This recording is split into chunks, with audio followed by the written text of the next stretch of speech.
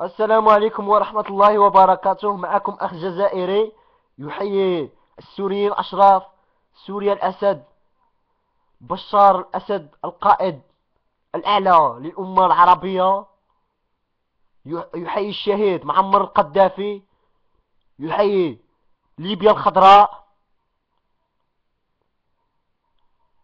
يحيي التونسيين الأشراف والمصريين الأشراف ضد الإخوانجية، ضد كلاب مرسي الكلب، كلب الناطو، عميل وطيف المخابرات الأمريكية الذي كان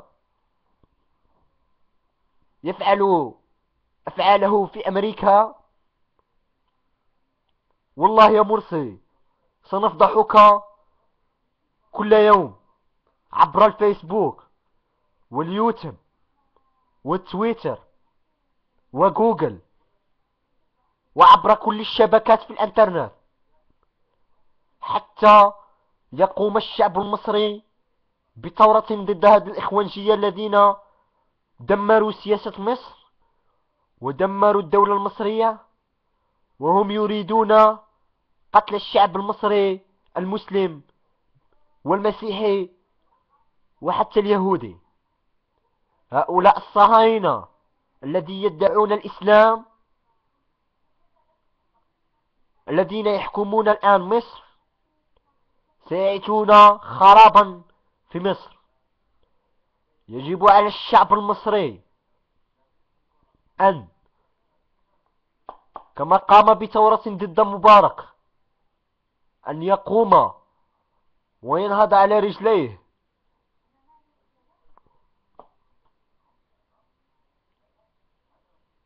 أتمنى الشعب المصري يقوم بثورة أكبر من ثورة ضد مبارك، أتمنى ذلك، لأنه بهدل مصر وبهدل سياسة مصر وبهدل دولة مصر. ولكن الشعب المصري لديه عقل، ثقافة وحضارة. لا يجيء إخوانجي خانز وكلب يمحي كل هذه الحضارة. الله ينعلك يا مرسي، يا كلب، يا طائفي، يا وهابي، يا تكفيري. أبناء اللحية الكلاب يذبحون ويكبرون. تفو عليك يا مرسي يا ابن الكلب، ونهايتك هو الشنق في ميدان التحرير. الشنق في ميدان التحرير يا كلب، وسترى نهايتك. وسنصفق سيرجمونك كالشيطان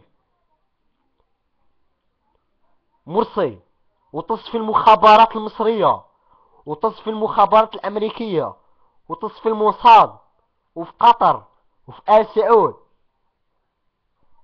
ويحيى الشعب السوري، ويحيى الشعب السوري الأسدي، ويحيى تحيا سوريا الأسد، ويحيى الدكتور بشار حافظ الأسد.